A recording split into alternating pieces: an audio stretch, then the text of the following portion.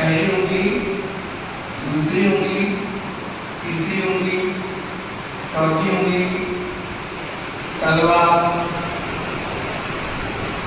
एड़ी, टखना ढीला हो चुका है, ढीला हो चुका है, ढीला हो चुका है। इसके पश्चात पिंगली, घुटना, जंघा, नितंब, कमर, बाएं पसली,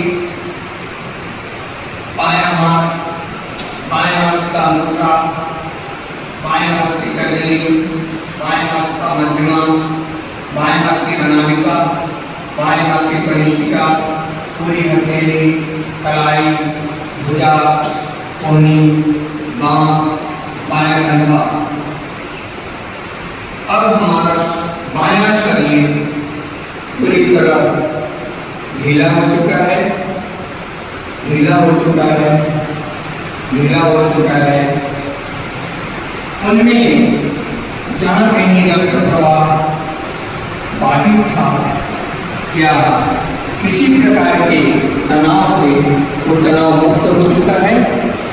शरीर के दाहिने हिस्से को इसी प्रकार से ढीला करने का काम करेंगे।